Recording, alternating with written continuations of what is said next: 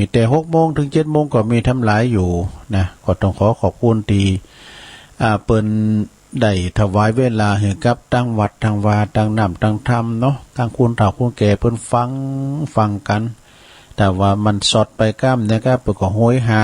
นะอย่างพี่น้องตั้งเมืองลีเปิ้นก็ลังได้ฟังเนี่ยลูกปดโตเป็น2 เดือนบ่ให้เพิ่นเอาเครื่องไปเช็คไปเนี่ยนะศรัทธาญาติโยมศีลหน้านี่ก็บ่ได้ลืมเด้อเป็นวันสำคัญทางพระพุทธศาสนา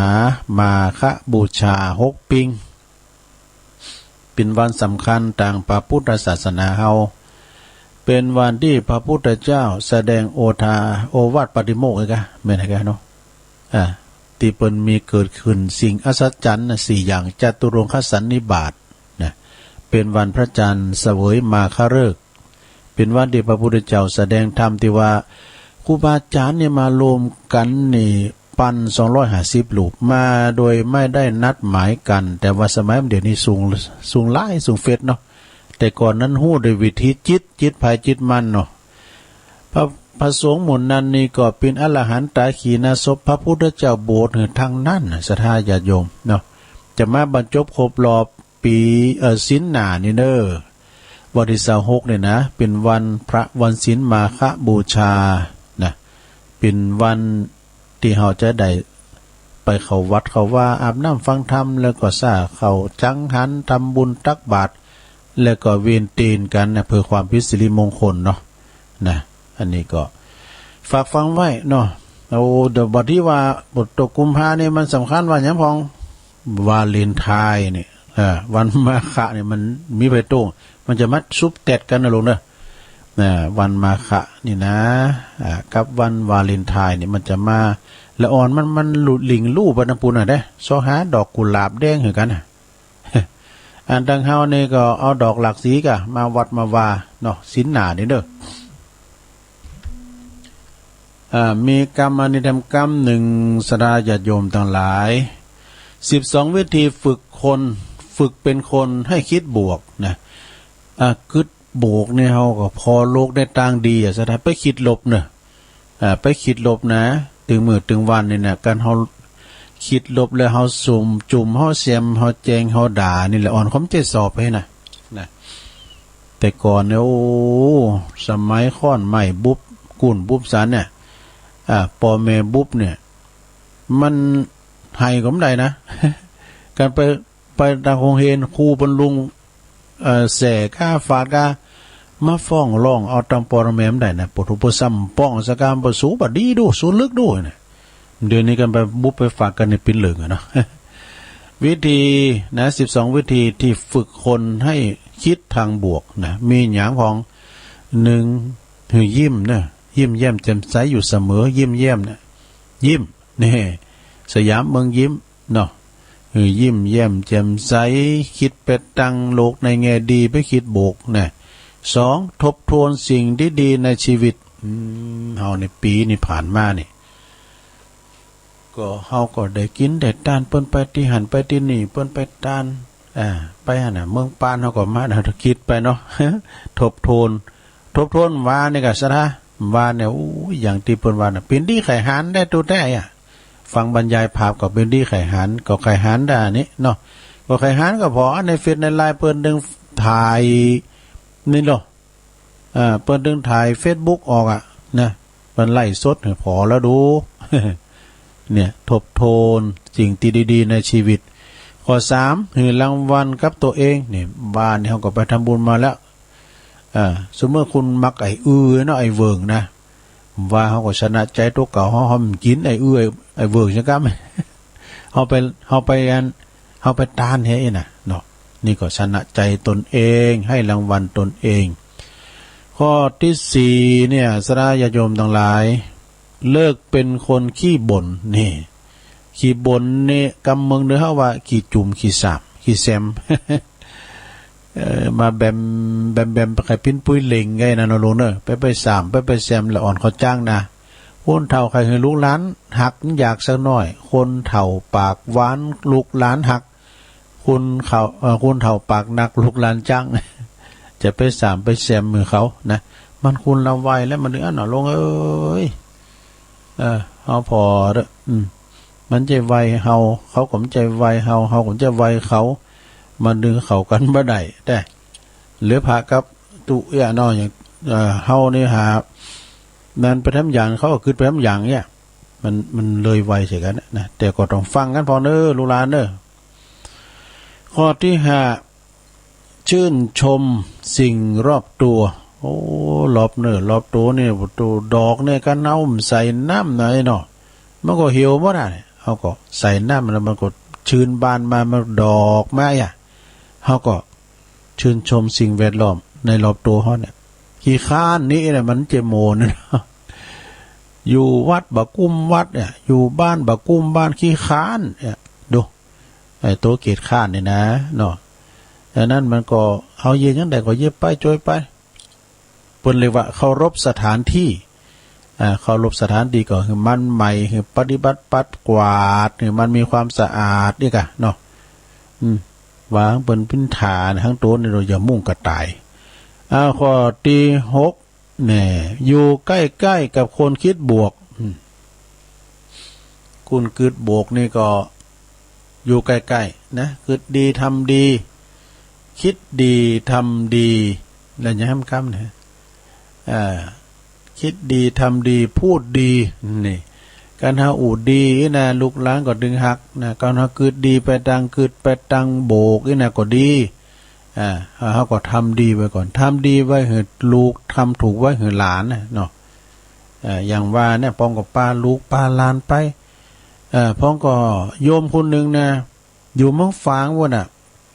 เอารถเก๋งมาคนเดียวดูคือพอแล้วปนก็วิ่งขนาดเหมือนกันเนี่ยแม่จงดีเขาเป็นมาตีเนื้อเนี่ยเปิดขับรถเก๋งมาคนเดียวใจถึงใจเกินร้อยแล้วก็ข้อที่7อยู่ห่างกับคนคิดลบคนคิดลบเนี่ยมันมองต่างมุมเนาะคุณที่มีอคติกรรมในการเนี่ยติสินนินตาเปิ้นก็ไอ้นะเปิ้นไปกินเป็ดตานก็ไปติเป็ดตวายเปิ้นนี่หำเลิงแล้วก็เดี๋ยวจ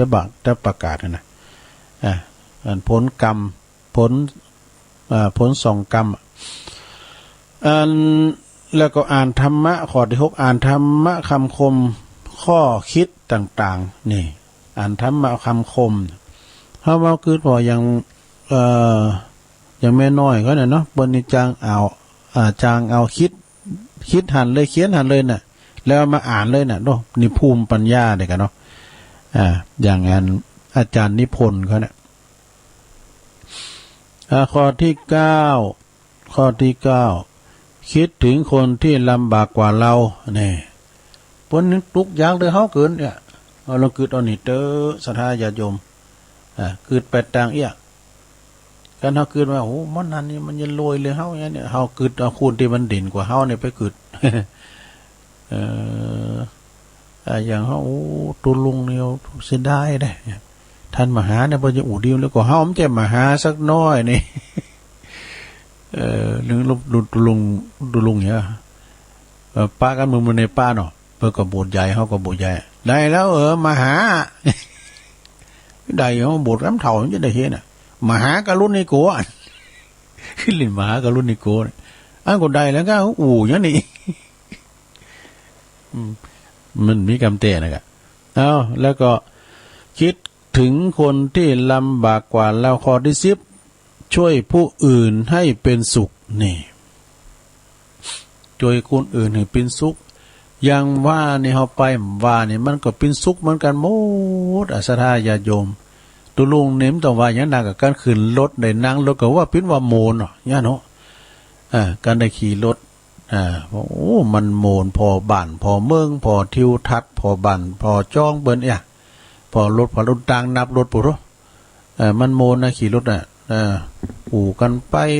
แล้วก็ฟังกันไปพอตั้มตาหุ่นตั้งนะไปพอบ้านเปิ้นเมืองเปิ้นก็โอ้เพิ่นว่าบ้านเปิ้นเมืองเปิ้นก็แรงเหมือนกันโดนเจอกับบ้านเฮาเนาะแล้วไปพอบ้านเปิ้นเมืองเปิ้นโอ้บ้านทีตีติมบ้านจองโหเฮิรนนี่เปิ้นเนี่ยมาเป็นลำเป็นโลนเอาฐานะมั่นคงเป็นปึกแผ่นดีน่ะเนี่ยมันเฮาไปหุ้มหันโดซะนะอยู่บ้านก็ได้ยินการบรรยายพาไปกันเฮาไปน้ำตาหุ่นตั้งก็ถึงโมนขี่รถก็เป็นโมนนะเนาะกับให้ชีวิต ช่วยเหลือผู้อื่นให้เป็นสุขข้อ11หยุดความคิดลบนี่จะไปคิดลบในลงเนอ12สุดท้ายฝึกสมาธินี่สมาธินี่สำคัญนะสะนะ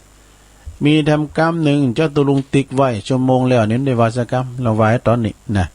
ผลกรรมนะคุณเฮานี่มันสถานะเหมือนกันพ้องเกาะเสองกะย่ะเนาะพองก่อเสองกะเกิดมาก่อทุพพลภาพก็มีพองก่อมาปิ้นยะเมอใหญ่ก็ดีพองก่อหูฟังบัถีเปิ้นเอกใส่นี่เปิ้นมีผลมาน่ะเหตุใดนะเหตุใดชาตินี้ถึงเกิดมามีหูหนวกนี่นะเนาะฟังเอาแก่งอมเลยลงนะแล้วก็เป็นว่าผลจากชาติก่อนนะดูหมิ่นพระธรรมคำสอนเนี่ยเปิ้นมาฟังนำฟังธรรมก็มาอู่เดิดอู่โนกันให้ว่ามาอู่เดิดอู่โนกันเนี่ยเปิ้นฟังธรรมก่อนปินฟังแล้วเตก็ใส่มาก็นะเปิ้นยกตัวอย่างขอนนั้นทำขอนนั้นตัวลุงกับลังตกยกตัวอย่างขอนเนี่ยก็โหมาละนะน้อยก็เป็นนานมาแล้วพอน้อยก็เป็นนานมาแล้วว่ะหมายความว่าเปิ้นโบสถ์ถ้ามาเป็นเนนก่อนมันเป็นกรรมนะใช่ไหมวันนั้นตุลุงไปไหนเนี่ยเขาจี้พอตุลุงพอในร้านก่อนเนี่ยประโยค8เนี่ยแล้วก็มันคืนซึกออกมาแล้วเปิ้นปิ้นในอ่านเพจนะกรรมฐานบ่จะแตกจ้ะเนาะเดี๋ยวกันเด้อหากผู้ใดเคยมีความคิดลบหลู่ดูแคลนในพระธรรมคำสอนของพระสัมมาสัมพุทธเจ้าโดยไม่ใช่เพียงแค่ไม่เชื่อหรือไม่ศรัทธาเท่านั้นอีกทั้งกล่าวเสียหายลบหลู่ทำนองลบหลู่ด้วยเข้าใจว่ามันเป็นตำนานนิยายปรัมปราจัดกันขึ้นเองเนี่ยซึ่งตนก็ไม่เคยเปิดใจรับฟังและก็ใช้ปัญญาพิจารณาเหตุผลแม้แต่น้อยเนี่ย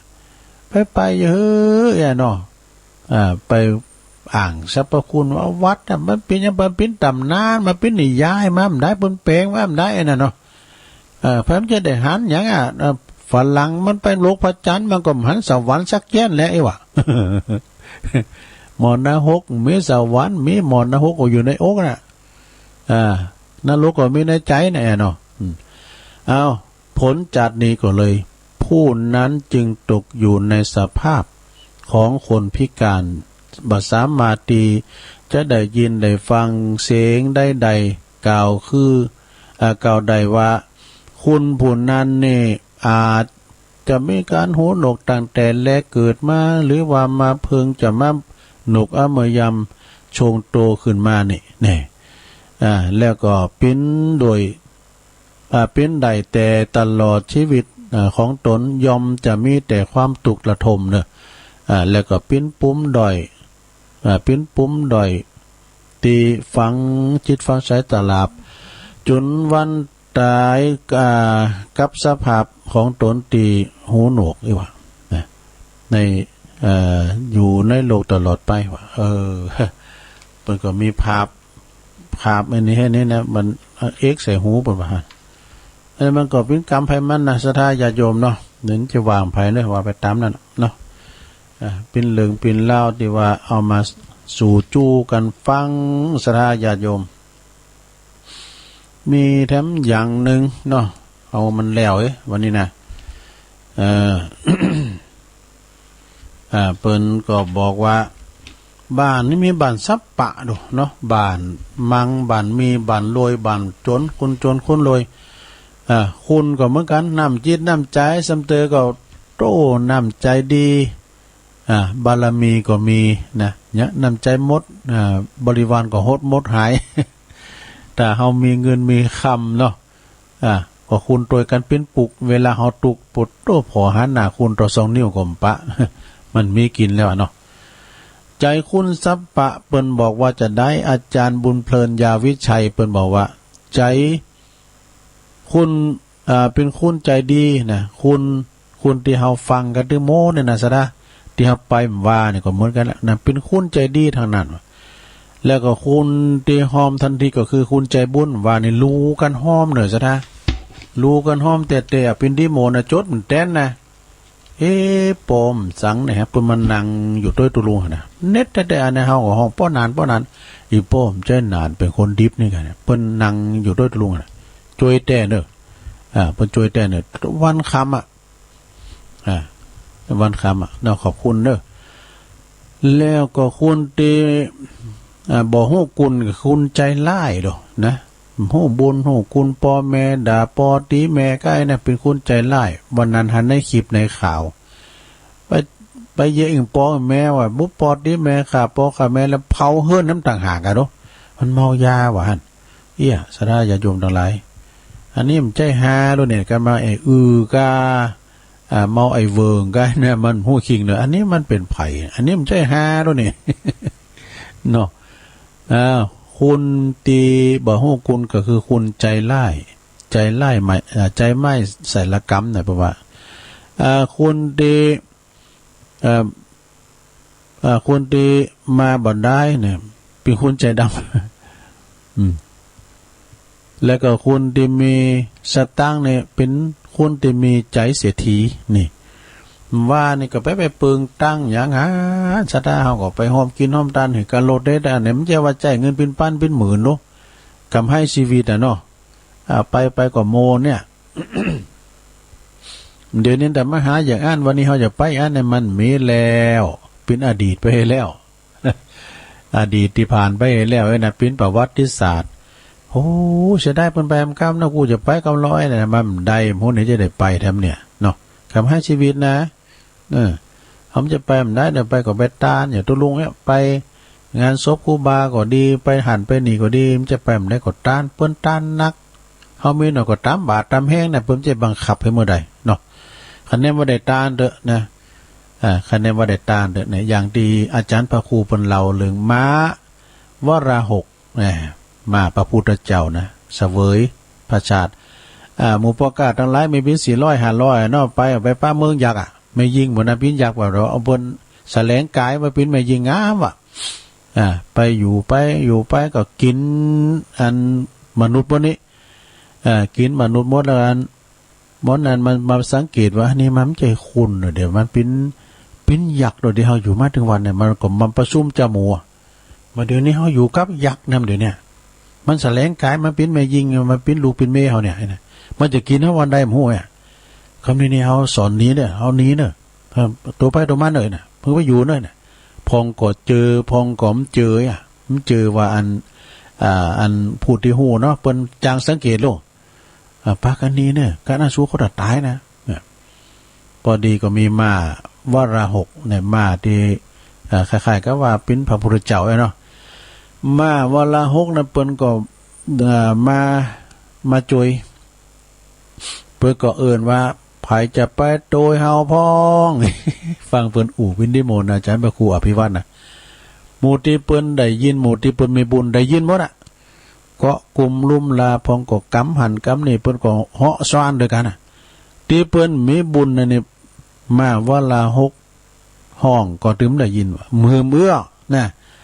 มือเมื่อแล้วก็ยักษ์กินเนี่ยหมู่นั้นเปิ้นก็ติดสอยหัวตามเหาะไปกำหางกำตีนกันไปเป็นปลุมปุงปุ้ยน่ะโป้นจากปากยักษ์ไปนี่อันพี่นี่ดูซะนะเนาะได้สร้างบุญด้วยกันมาเนี่ยการเฮาสร้างบุญด้วยกันมาเนี่ยเพิ่นมาบอกบุญนะอันเพิ่นจะตอดกฐินที่หั่นน่ะเอาเอาจนเว้ยแหละนี่เอาจนเว้ยแหละมาเอามานี่ซองเนี่ย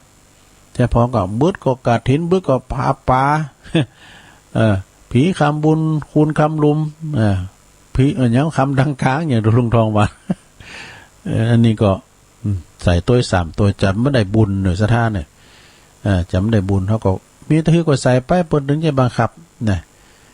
อันนี้ก็เอาอันเรื่องม้าวาลาหกมาแชร์แค่หน่อยหนึ่งนี่นะแล้วก็คุณที่มีวินัยก็คือคุณใจตรงนี่ใจตรงใจเต่งตรงใจตั้งมั่นนะใจตรงแล้วก็คุณที่ใจมันต่างเหรอคนงงคนที่งงก็คือคุณที่มีใจบัดต่างใจมันต่างต่อเบ้ยคุณที่สร้างสรรค์เนี่ยคุณที่สร้างสรรค์ก็คือคุณใจงามใจงามอย่างว่าเนี่ยเขาไปกินบัดตานคุณใจงาม ก้ามว่าในกันไปนั่นสถาเปิ้นได้60,000ปลายเนาะเขาวัดนะแล้วก็เตียนันในตะหือมตุลุงผมได้ฟังเปิ้นถีฟังอาจารย์พระครูบ่ได้แจ้งยอดทำก้ามว่านี่รถ44กั้นแล้วปิกอัพทำต่างหากนี่เป็น50ปลายเนาะแพ้มต้านทำมีก็หาเนาะถ้าต้านมาขนาดเจไปยังต้านวันเกิด200นะมันมีนักก่อห้อมนักมีหน่อยผายอู่ในรถมาบ่ะตัวลุงกาวว่าโผเขาเปิ้นได้เห็นกรรมใช่มั้ยเนี่ยเจอันเปิ้นว่าตัวลุงเห็นกรรมเนี่ยไผอมตะเนี่ยผมก็มันไปหูเลิงอย่างก็แม่มันหอมไปเขียนซองเรียบร้อยหอมไปเอาหลักมาโอ้ตรงไปละอี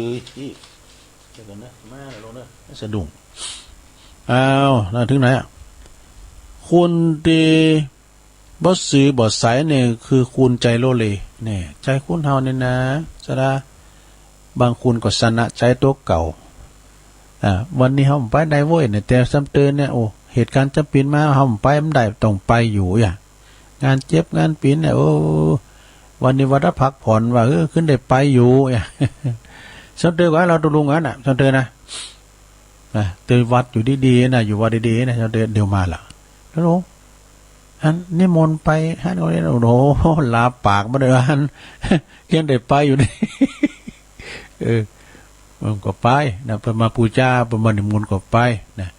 วันนี้แรงบื้อก็ปากันเนอร์ที่วัดแพโป่งนะโปลงนี่ก่อน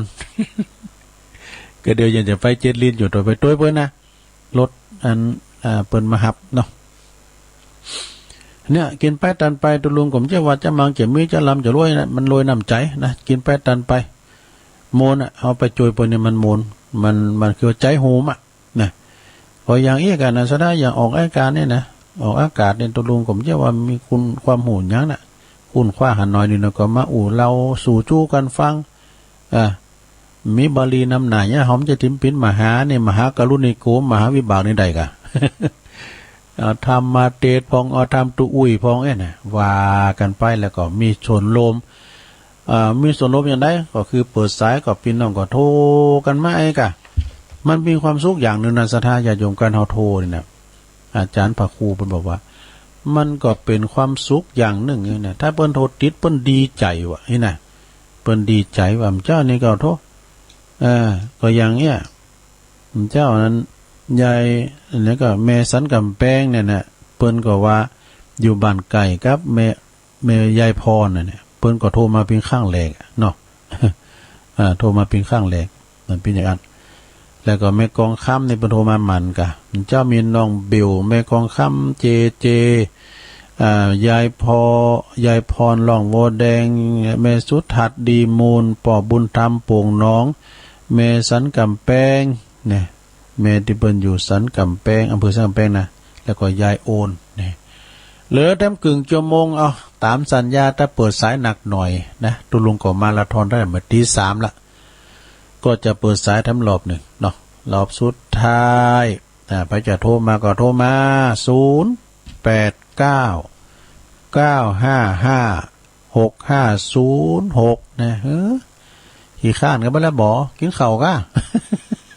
ไปกินข้าวก็โทรมาเนี่ยถึงกำลังใจกันพอเลยตั้งกึ่งชั่วโมงเนาะมาต่อไปเป็นยังไม่เกรงใจน้องบิวเจริญปอนไปตาครับก็ลง104เพิ่นถ่ายชั่วโมงนะครับโอ้อากาศดีล่ะพุทโธขอบคุณหลายๆเด้อเพราะว่าเสื้อนี่เป็นของพระครูวิสิตต้นให้จะมาในการจังได๋อาจจะมีเปิดตาลกุเขาจะได้เรื่องไปหับตาเนอะยังเนาะแต่ว่าเพิ่นถ่ายตู้ลงชั่วโมงไปถึง 7:00 นเลยเด้อขอบคุณท่านอาจารย์เด้อพระสมุไปสาขาขอบคุณน้องบิวด้วยสาโอ้ขอบคุณเด้อพี่น้องเจริญปอนครับผมกลับไว้สาแถมครั้งหนึ่งครับประหารเด้อประหารเตื้อฟังกันอยู่บ่ได้ครับก็เท่าวันนี้มาราธอนเนาะ4 ชั่วโมงรวดได้ก็อันอาจารย์พระครูโอ้ยเสียดายอยู่ใกล้อย่าไปช่วยก็อีกก็โทรมาอีกก็ช่วยกันน่ะอู่มาเลยนะโทก็ศรัทธาญาติโยมก็อดท่าดาฟังหลวงลุงเนาะวันนี้นะแม่นเพิ่นอยู่ถึง4 ชั่วโมงรวด วันนี้เกือบจะโตลุงละ โตลุงพอดีกับแจ้งละหลุมเดี๋ยวนี้โตลุงพอดี ครับไอ้ก็ถือว่าโตลุงละแจ้งพอดีนั่นเนาะเดี๋ยวนี้มาละ2 สายเป็นกำลังใจน้องเบี้ยวเนอะแต่กี้นะน่าจะนะไปเจโทรมาแต่เจ้าโทรมาหลอก5 โมงไปยายอ้วนยายอ้วนนี่นะถ้าบอกรู้เนี่ยโอ้ไม่บอกไม่รู้นะเนี่ยนะว่า90แล้วนะอยู่ไปเมินเนอะปล่อยซาวเนาะไปเมินเนอะสมบูรณ์แข็งแรงเนอะอ้วนเนอะอวยพรไว้หลวงแน่วันนี้วันเกิดฝ่ายคนใดคนหนึ่งขอให้ท่านได้ประสบผลสำเร็จในการงานต่างๆเนอะเด็ดครับผมกับไว้สาครับขอบคุณพระอาจารย์เน้นหลักเด้ออันนี้ก็ว่าก็ปึงบารมีเปิ้นก็มาปั้นโจกโอยใจแถมนี่เป็นสายปีสายน้องเฮาเจริญปอนแม่เจ้าท่านได้จ้าเนี่ยโยมแม่อยู่ไหนห้อยบ่อทองได้สะเก็ดเจ้าแม่ฟองใช่เจ้าไม่ยังอุทุมพรเจ้าอุทุมพรอุทุมพรหุยบ่อทองเนาะเจ้าถวายกำลังใจนะเจ้าโอ้ขอบคุณหลายๆเน้อเจ้าหุยบ่อทองศรัทธาอาจารย์สมเพชรกันเนาะเจริญปอนกำลังสอนเจ้าตุลุงโอ้แม่สายทองเจ้าฟังอยู่สักจินนี่เจ้าเพื่อจะมีงานอยู่ก็จัดภายในเนาะชิ้นหนาเนี่ยน่าจะเอาบัเจ้าต้องกุฏิเนาะเล็กน้อยๆนะเจ้าเขาก็จัดภายในเลยมีสั่งเพิ่นว่าสั่งใหญ่19 สั่งนี่สั่งละ1,000เจ้าสั่งน้อยกว่า500มันขาดดีเพิ่นฟังโทรเพิ่นฟังทุกวันฟังกูตนโกงจะขึ้นกูมาถ่ายทอดข้อมูลเนาะทีมงานวัดไฟหินนะส่งนี่บ่ค่อยสบายตัวลงไปหมดเลยโรคจังไปไหนคลินิกอยู่นั่นน่ะเป็นยังก็เฮากินยุกกินยาไปหน่อยนะเจ้าจะไปอันนี้เอาสุขภาพไว้ก่อนเนาะเอาทำสบายอันเตียนไปสูงเฮิงว่าแค่โป่งตัวลงมาวะไปเบิ่งหน่อยแรงเบิ่งไปจะดิ้นมาเนาะไปกัน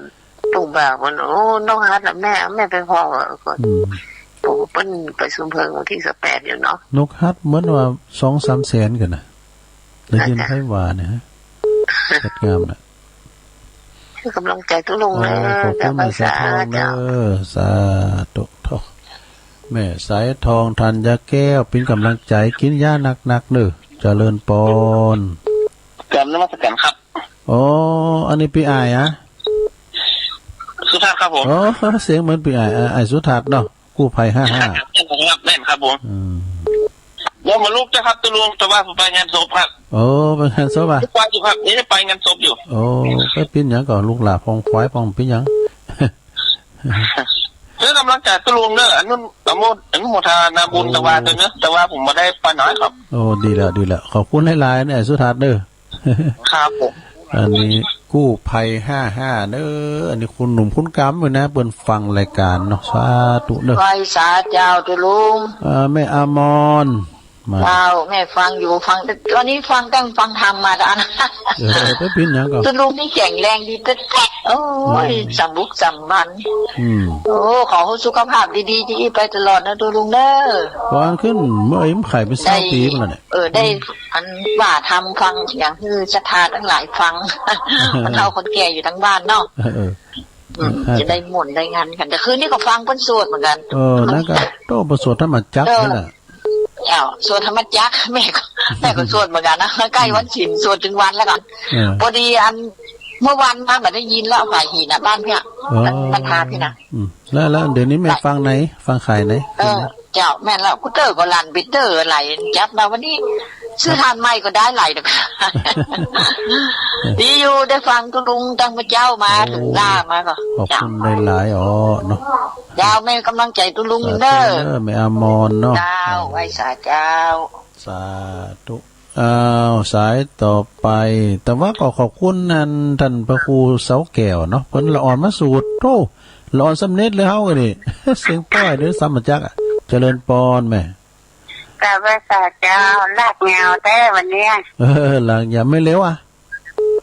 จะดูไม่ว่างเลยค่ะ โอ้มันโทรหากันหมันแล้วก็ลืมเสียงไปให้นี่ไม่ซ้อน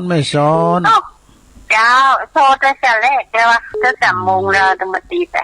ไม่ซ้อนนาทรายบ้านไม่วางลุ่มไม่วางบนนะเนาะ เจ้า ไม่วางบน วางบนค่ะ ไม่วางบนโอ้ดีใจเลยบนมือในโทรมาว างแต่จะมุงแรกแล้ว อ๋อโน่ โทรมันมาตีเจ้ากำลังใจเด้อจากภาษาเจ้าไม่ซ้อ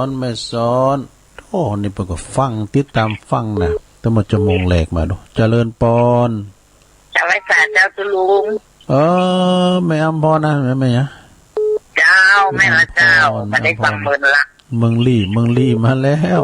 แต่โดนนั้นพาดพิงไปหน่อยเยอะนะไม่บุษโอ้คือเติมหนาบุษ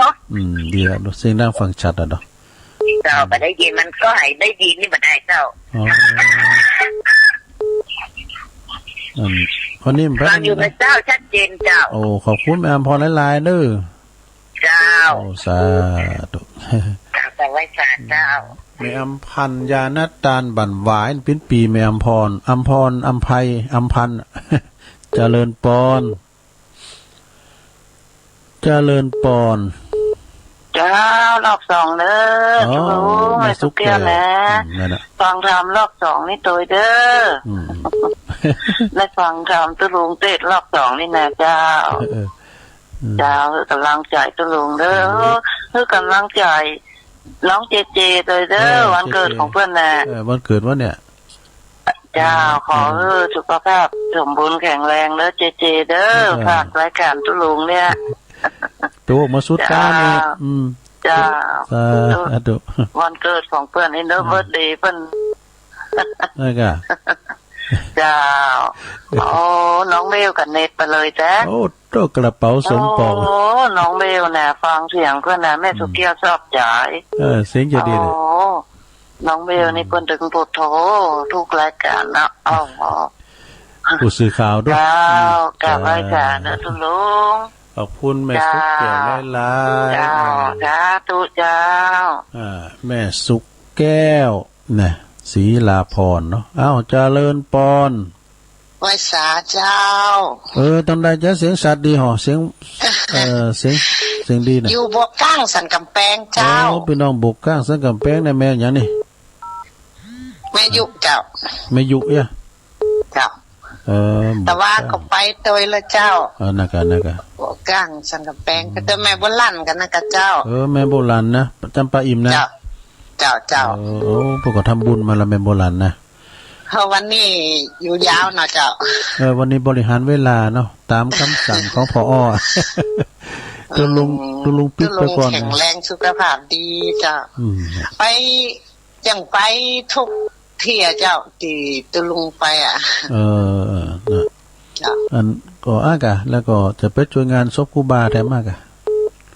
วันนี้ก็อาจารย์พระครูเพิ่นจะมาหับเต็งวันจะไปทำบุญตาลห้องน้ำห้องสุขาพอสมบูรณ์การทับปลาเปิ้นแปลงห้องน้ำแล้วก็ตอดผ้าป่าตัวเองกับที่วัดเจ็ดลินวัดเจ็ดลินโมทนาทุกตีทุกเจ้าถ้ามีโอกาสก็จะได้ไปพี่น้องบุกก้างสังกัดแบงขอบคุณแม่อยู่นักๆเด้อฟังตลอดจ้ะแต่ไม่ได้โทรโทรมาพร้อมกันนี่ครั้งแรกกันดูเจ้าขอบคุณแม่อยู่นักๆเด้อสาธุอีกการทำโทรกันเขาก็ไปหูกันโหเนาะปนฟังเนี่ยรอบสองก็ได้ยังไม่สุกแก้วกะนะเจริญปอนโอ้เวลาตุลุงหลังเหลือหลายขอมาใหม่เด้อตุลุงใจอย่างมันนะมันรุดไปคนเดียวมันนี่เจริญปอนขอมาใหม่เจ้าไว้คลาเจ้าไปเลยเจ้าไม่เลียเจ้าวันนี้ตัวเจเนาะเชื่อนี้อาจารย์วรรณชัยเพิ่งมาเนี่ยแม่น่ะเพราะว่าความจริงเพื่อกดวางเหมือนกันเพื่อกดยินดีถ้าเขาแต่ว่ามันมีอันนี้มันมีโปรแกรมแต่มีโปรแกรมวันนะเจ้าจ้าสักเจนดีนะเจ้ากำลังใจนะเจ้าสาธุเจ้า แมลิเนอร์อันนี้หอยโท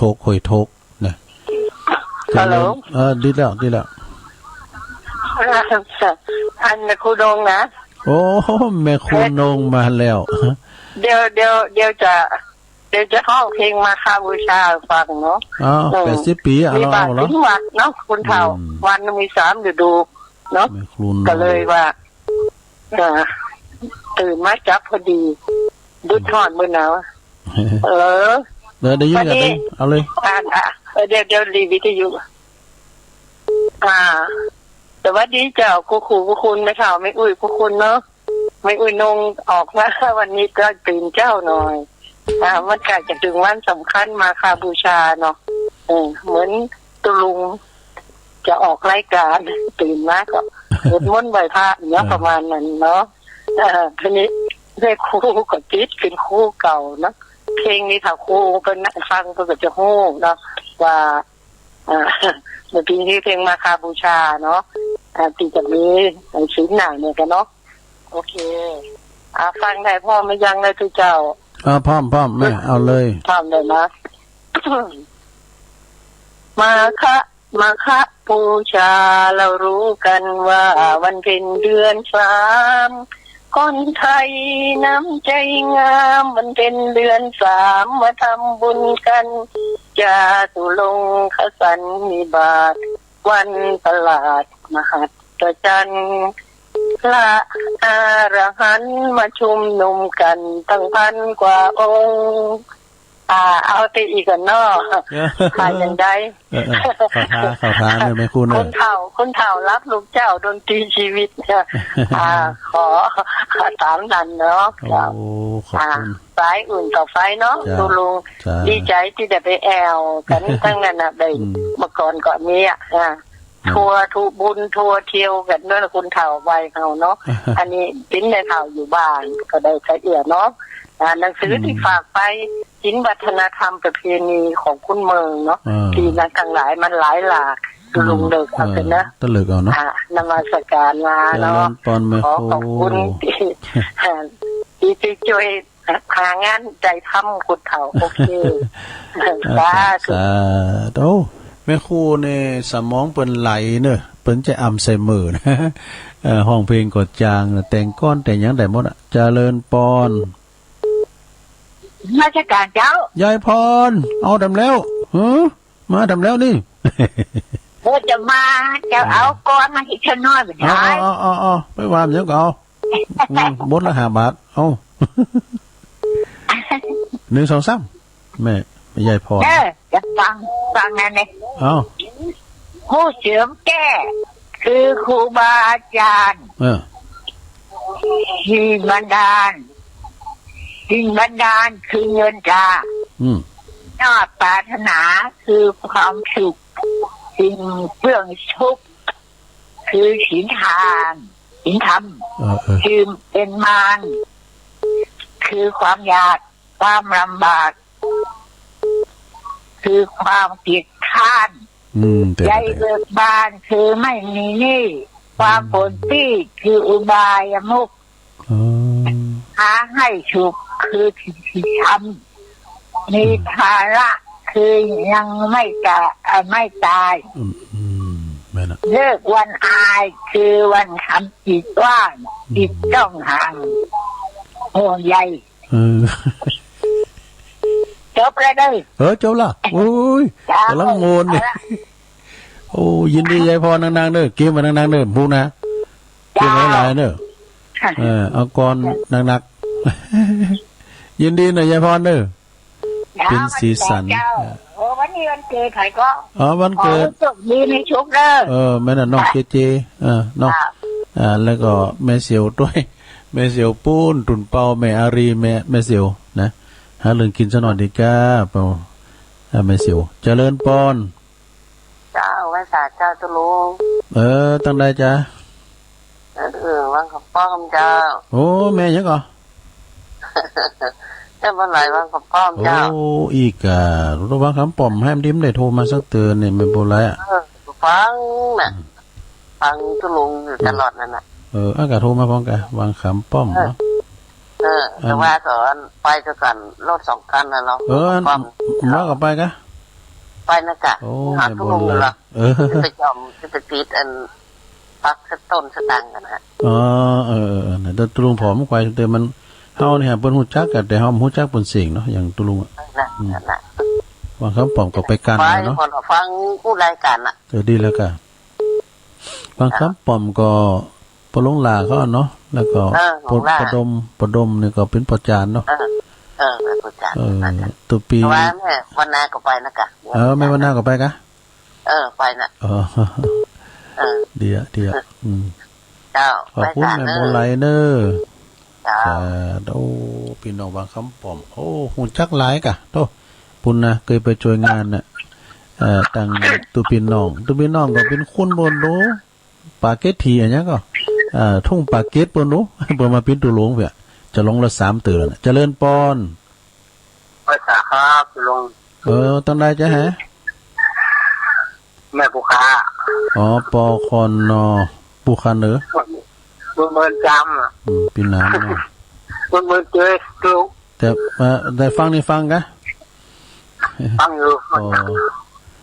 คอนนอดีกะปมอ่ะฟังตุลุงตลอดอ่ะโอ้ดีกะ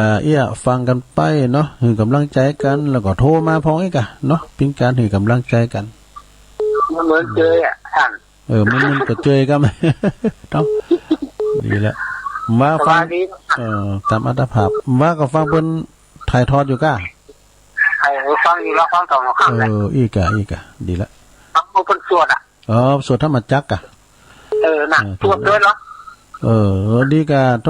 สวดด้วยก็ได้นั้นท่านสุเมธเป็นคนนำนะแม่น่ะโตสุดยอดเลยนั่นพระครูสุเมธธรรมเสวีวัดม่อนฤาษีละอ่อนก่อนนิดแล้วว่าลูกศิษย์ของอาจารย์มหาเสาแก้วอ่ะนะอุตาปาติยานางอุตาปาติปัญญาโตเข้ากันดีด่ะคนว่าท่านลูกคนพม่านี่เก่งวินัยคนไทยนี่เก่งสวดแต่โอ้วินัยเขาคิงขาดเด้อพม่านะแต่คนเก่งวินัยเนาะสวดแบบคนไทยนี่เก่งสวดได้ทุกอย่างเนาะได้หมดดอกเอายินดีในปีนั้นเด้อปอคอนสาธุอย่างว่านี่ก็ไปว่าไปเหล่ายาวไต่ไปเมตตาบารมีธรรมหลวงปู่นะครูบาไพจิตอายุก็90 ปีพอดีครูบานะเนาะท่านสวดมนต์เก่งได้กับตู้ครูบานะครูบาท่านพระครูโสพลจันทคุณวัดป่าย่างนะเจริญปอนโยมถามมือหน่อยนะไปสาเจ้ายายโอนนะเจ้ายายโอนรอบ2มาแถมรอบ2ไปปิ้นหยังก่อนเวลาเหลือหลายอยู่เนี่ยเวลาช่วยกันบริหารเวลาขอบคุณมากเลยเรียนในลากนะได้ก็แม่นะเนี่ยพาดพิงมาโดนจ้าอาจารย์เอาหลักเป็นพาดพิงเบอร์เดี๋ยวก็ขอบคุณเบอร์นี้กันเมื่อละมากูเตือก่อนนี้เขาคือกำลังใจกันน่ะมันเพราะว่าเขาคือกำลังใจกันน่ะมันจะมีกระตุลุงคนเดียวโดเนี่ยยายโอนได้ยินพระอาจารย์เน้นหลักเปิ้นปันป้อนเนี่ยก็ปิ้งเนี่ยแล้วก็โทรมารอบ2น่ะขอบคุณเด้อกะมันปิ้งว่ามันเปิดกว้างตุลุงนะเจ้าพระเจ้ากำลังใจเด้อยังไม่เก่งเลยถึงจะปิดกันนะไผโทรมาแต่ตุลุงได้ล็อกทั้งไผน่ะไผเว้ยมันก็โทรมาลูกหรือเวลาทำลายอยู่น่ะเจริญปอนพระเจ้าก็รู้แม่อยู่ไหนอยู่นี่เจ้าอยู่เมืองลีอยู่บ้านใดแม่อยู่บ้านใดแม่หยังอันนี้ตุลุงเลยฮะไม่หลงตุลวกเจ้าแม่หลงเจ้าแม่หลงบ้านบวกเนาะเจ้าตุลวกแม่หลงบ้านบวกอีกกันได้จดไว้นะเท่าหน่อยให้เตี้ยวไปเอาหาหมดเห็นอาจารย์สมศาสตร์ครับอาจารย์สมศาสตร์เนี่ยได้เบอร์โทรเลยฟังพระเจ้าแล้วใจว่าอันนั้นนี่นำอีแม่อีปอ อาตมาเนี่ยจะไปนะจะเตี้ยวไปหาถึงบ้านถึงจ้องเลยนะ ฟังคนอู่มนนะพ่อแม่พี่น้องบนเขาฟังสำเนียงเปิดกับโมนนี่นะอย่างอาจารย์บุญนักเขาเองอะบุญนักกับอู่มนขอบคุณแม่บวกแม่บวกสมัยนะแม่หลวงเนอะแม่หลวงบ้านบกเมืองลีเนาะอีกอะขอบคุณเนอะสาธุโอ้ยมีกำลังใจขึ้นมาจัดหลายสายที่26เจริญปอนโอ้เข้ามาใหม่นะลุงใจเย็นมันนะเข้ามาใหม่เจริญปอนทิศแล้วกลับไปซะเจ้าตุลุงนี่ตั้งได้น่ะต้องไฟได้แดงจ้าโอ้ไม่พินนะโอ้ไม่ใส่พินกันมาหลายกับพดจดมาเลยนะไม่ใส่พินเนี่ยมาไปเหรอบ่ได้ไปเจ้าดุลปนติดอบรมเอาก็ดึงหันในพอหามันก็แน่ได้ดุลก็เจ้าปนติดอบรมก็เลยไม่ได้ไปกันเลยเจ้าใจนี่ไปพูนแล้วเจ้าฟังถ่ายทอดดูเนาะไปตัวเพิ่นแล้วจ้าแล้วก็ได้ฟังเปิ้นเป็นบางส่วนอยู่เนาะเมื่อค่ำก็ได้ฟังงานเมื่อค่ำนี่ชัดเจนดีครูสุเมธครูเพิ่นโสดเดี๋ยวยังได้ปิกแต่รถฉันเจ้าแล้วเพิ่นจะปิกมากันนะกะอ๋อเจ้ารถไอ้บุญรวยอ่ะบุญรวยดิโมนเนาะเปิ้นโสดกันน่ะเจ้าโอ้เย็นอกเย็นใจฟังเปิ้นโสดเจ้าแล้วคุณบ้านก็โสดด้วยกดตัวเขากดได้นะเอามาสังเกตพอนะปากมุมมีว่าจับกันบ่ได้แหละเปิ้นโสดอ๋อเจ้ามูลเจ้าท่านเขาไม่ได้ยินมามื่นแล้วเนาะน่ากะละอ่อนก็สวดมนต์นะละอ่อนก็สวดธรรมจักรพอหนังสือแล้วนั่นน่ะลูกศิษย์ของอาจารย์มหาเสาแก้วฟังครูบาอาจารย์เพิ่นสวดอ่ะเจ้าใช่กะแม่นบอกงั้นบอกครูบาโทรพองเด้อพี่6ตัวเจ้ามาโตงหาอยู่นี่เจ้าก็คงจะได้ไปวัดอย่างก็แพร่ปุ่งปากันแพร่ปุ่งเนาะแม่นเจ้าบ่ได้28เด้อวันพระราชทานตุลุงได้ไปเนี่ยเจ้าไปแรงเบิกอ่ะตุลุงก็จะไปมาแล้วมาติดอยู่2งานนะตัดไว้ลูกในมีที่วัดวังดินเนาะอ๋อวัดวังดินนั่นคุณเฒ่าเพิ่นก็ฟังกันคุณน่าจะเนาะแต่เดี๋ยวขอบคุณหลายๆเด้อที่เพิ่นฟังกันเจ้ากำจำปีนไปขาดเด้อตุลุงนี่กันถังตุลุงในดำแฮมดิมันจะขาดนะท่านจำปีนแท้ๆนะตุลุงจะบักขาดใจคือตุลุงเนอใจมันหุมขอบคุณต่อแต่บางทีก็โทรบัดติดเนาะบัดด้านเปิ้น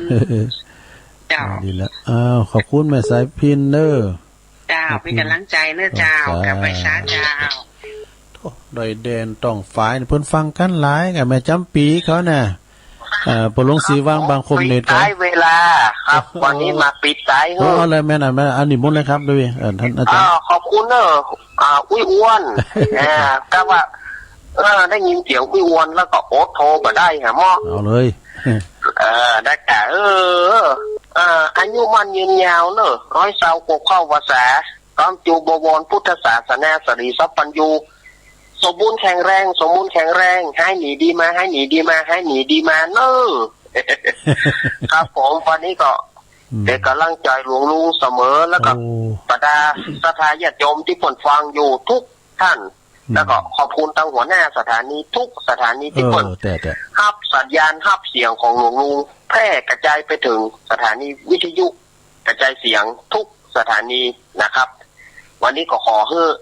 ท่านทั้งหลายอยู่ดีมีสุขเหมือนกันในปีใหม่ที่จะมาในอนาคตการแถมประเมินมานานนี้นั้นจุงจักมีครับผมกับภาษารอบที่3สุดท้ายสุดครับขอบคุณอาจารย์เน้นหลักดังนักเด้อสาธุอันนี้เปิดมาปิดท้ายตุลุงก็บ่สามารถที่จะหับได้แล้วนะบัดนี้เนี่ยตุลุงก็จะโทนสายจับพอดีเนาะขอบคุณทุกกุศลกุศลเนอแล้วก็สถานีก็ท่านอาจารย์เน้นหลักก็ขอบคุณไปละตุลุงก็ขอบคุณนำกำหนึ่งเนาะบริหารเวลามา4 ชั่วโมงมาราธอนอย่างพระอาจารย์เน้นหลักหวานน่ะตุลุงมันใจหุมนะแต่พองลินพองก็จะไปถือสากันเนาะจะโทนสายเกินเนอสายที่แรกสาย1น้องเบลสายที่2แม่กองคำหลังทกสเมืองลีสายที่3เจเจวันเกิดแฮปปี้เบิร์ธเดย์เจเจ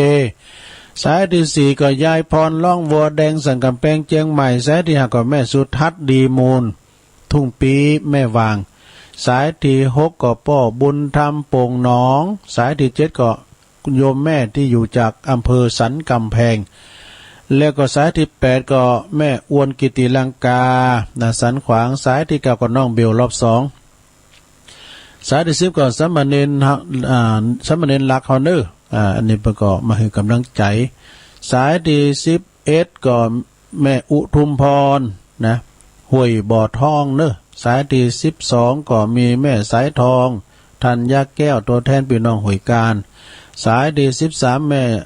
สุทัศน์เด้อกู้ภัย55สันติสุขนะสายที่14ก็แม่อามรทาดอยครั่งนะอำเภอแม่ทาสายที่15ก็แม่ซ้อนแม่วางบุญเนอะแม่ซ้อนนะบ่อยู่เมืองลีพุ่นสายที่16ก็แม่อัมพรจากเมืองลีสายที่17ก็แม่สุแก้วศรีลาพรนี่สายที่18ก็แม่ยุโบกก้างสันกำแพงในแม่ยุเนอะ สายที่19ก็แม่ลิห้วยโทกนะฟังชัดเจนดีสายที่20ก็แม่ครูนงปนอายุ80ปีแล้วนะเนี่ยปดตบปนมาห้องเพลงมาค่าปูจาจะได้มันจบหนึ่งพี่ยังก็โชว์เสียงให้หน่อย สายที่21ก็แม่ยายพรร้องวัวแดงอันนี้เป็นรอบ2มาอ่านก่อนด้วยสายที่22ก็แม่บัวไหลวังคำป้อมเนอว่าไปก็ไปปะกันอยู่สายที่23ก็พี่นานปอคอนอปูคาเหนือสายที่24ยายอวนกิติลังการอบ2 สายที่25ก็แม่หลวงจากบวกบันบวกเมืองหลีเนอสายที่26ก็แม่สายพินดอนดอยแดนต้องฝ่ายเนอแม่จำปีเนาะตุงปูแดงโทรมาพอเนอสายสุดท้ายปะเนนเอาหลักเอาเนอโดนนันนี่เปิ้นก็มาปิดท้ายตุลุงพอดีขอบคุณกูเสงกูทรายเนอขอบคุณพี่น้องบ้านเฮาโดยหลายตีและตั้งที่โทรกันเข้ามาปาการทำกรรม1ปุ้นวันดีวันพัดสุ